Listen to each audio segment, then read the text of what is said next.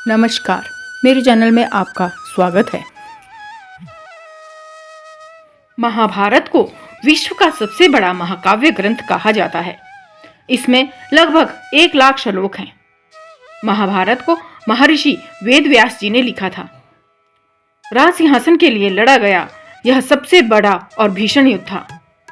युद्ध था धर्म और अधर्म के बीच। आखिर कहां से शुरू हुई ये महागाथा? आइए आज सुनते हैं महाभारत की कथा कहां से प्रारंभ हुई। ये कथा प्रारंभ होती है एक प्रेम कहानी से। जी हाँ, राजा शांतनु और गंगा की प्रेम कहानी। हस्तिनापुर के राजा शांतनु कुरु वंश के राजा थे। राजा शांतनु को शिकार करने का बहुत शौक था। वह अक्सर शिकार करने दूर दूर जाया करते थे। एक दिन शांतनु ने एक स्त्री को गंगा के किनारे देखा और उस पर मोहित होकर उनसे प्रेम करने लगे। शांतनु ने उसके आगे विवाह का प्रस्ताव रखा। गंगा मान गई, पर उसने एक शर्त रखी और बोली, मैं आपसे विवाह करूंगी, परंतु मैं चाहे कुछ भी करूं, आप मुझसे कभी कोई प्रश्न नहीं करेंगे। आप मुझे वचन दीजिए और याद रखें, जिस दिन आप यह वचन तोड़ेंगे, मैं उसी दिन आपका त्याग कर दूंगी। शांतनु गंगा के प्रेम में इतने मोहित थे कि वह गंगा की शर्त मान गए। शांतनु और गंगा का विवाह हो गया। कुछ समय पश्चात गंगा ने एक पुत्र को जन्म दिया। वह तुरंत उस बच्चे को लेकर नदी तक गई और उसे नदी में बहा दिया। शांतनु हैरान होकर अपनी पत्नी के इस कार्य को देखने लगा। सोचने लगा कि कैसे इसने अपनी प्रथम संतान को नदी में डुबो दिया। वह बहुत दुखी हुआ, परंतु अपने वचन के चलते गंगा से कुछ ना पूछ सका। इस तरह गंगा ने अपने 7 संतानें नदी में डुबो दी। बेचारा शांतनु बहुत दुखी हुआ। एक एक करके वह अपनी 7 संतानें खो चुका था। वह गंगा के इस कार्य से बहुत दुखी और हैरान था। अब उसकी सब्र का बांध टूट गया था। गंगा ने 8वें पुत्र को जन्म दिया और उसे लेकर नदी की ओर चल पड़ी। शांतनु भी इस बार उसके पीछे पीछे आ गया।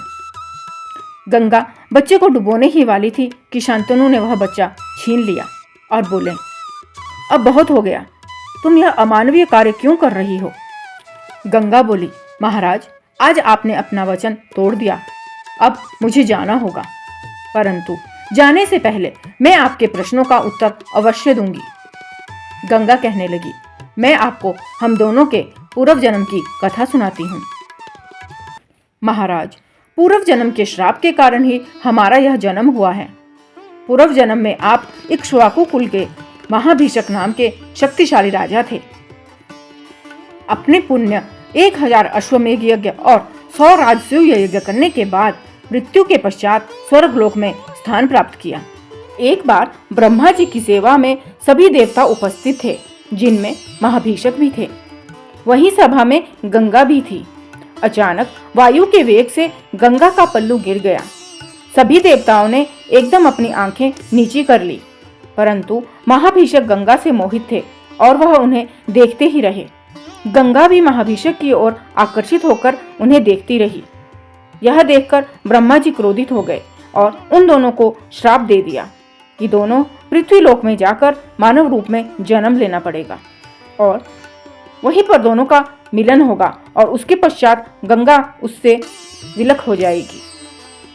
महाराज, उसी श्राप के कारण हमारा मिलन हुआ है और हम अलग भी उसी श्राप के कारण हो रहे हैं। महाराज, मैंने अपनी संतानों की हत्या नहीं की, बल्कि उनका जीवन समाप्त करके उन्हें गुरु वशिष्ठ के श्राप से मुक्ति दी है। एक बार की बात है कि ऋषि वशिष्ठ अपने आश्रम में रहते थे और उनके पास नंदनी नाम की एक गाय थी, जिसमें दैवीय गुण थे। एक दिन 8वां वसु अपनी पत्नियों के साथ विमानों में बैठकर पृथ्वी लोक का भ्रमण कर रहे थे। वे ऋषि आश्रम से गुजरे तो उन्हें वह दैवीय गुण वाली गाय नंदनी दिखी। तो उन्हें यह लगा कि यह गाय तो उनके पास होनी चाहिए। तो उन वसुओं ने उस गाय को चुराने का प्रयास किया। जैसे ही ऋषि वशिष्ठ को पता चला कि उनकी प्रिय गाय को चुराया जा रहा है, उन्होंने वसुओं को पकड़ लिया। क्रोधित होकर ऋषि ने वसुओं को श्राप दे दिया कि उन्हें इस पृथ्वी पर मानव शरीर में जन्म लेना पड़ेगा और उन्हें बाकी मनुष्यों की तरह ही जन्म भी लेना होगा और मरना भी पड़ेगा। जब वसुओं को पता चला कि मैं गंगा को धरती पर जाने का श्राप मिला है तो 8 वसुओं ने मुझसे प्रार्थना की, कुछ ऐसा कीजिए कि हम आपके गर्भ से पैदा हों और इस धरती पर हमारा जीवन बहुत कम हो। गंगा ने शांतनु से कहा, मैं उन वसुओं की इस इच्छा को ही पूर्ण कर रही थी, परंतु 8वें को आपने बचा लिया। ये प्रभास है, इसका चोरी में मुख्य हाथ था। शायद इसे धरती पर ज्यादा लंबा जीवन जीना होगा। वह अभी शिशु है, इसलिए इसे मैं अपने साथ ले जा रही हूँ। 16 वर्ष का होने पर मैं इसे आपको लौटा दूंगी। गंगा उस बच्चे को लेकर चली गई। राजा शांतनु बहुत उदास रहने लगा। 16 साल बाद गंगा ने वह पुत्र शांतनु को दे दिया। उसका नाम देवव्रत था। देवव्रत ने परशुराम से शिक्षा प्राप्त की थी। उसे पाकर शांतनु प्रसन्न हो गए कि उनके राज्य का उत्तराधिकारी उन्हें मिल गया है, जो कि राजपाट संभालने में बहुत ही योग्य है। और गंगा अपने वचनानुसार वहां से चली गई। यही देवव्रत बाद में अपनी भीष्म प्रतिज्ञा के कारण गंगा पुत्र भीष्म कहलाए। शांतनु और गंगा की प्रेम कहानी का अंत यहीं पर हुआ, परंतु जो इसके बाद हुआ उसी के परिणाम स्वरूप भविष्य में महाभारत जैसा युद्ध हुआ, जिसके बारे में मैं आपको अपनी अगली वीडियो में बताऊंगी।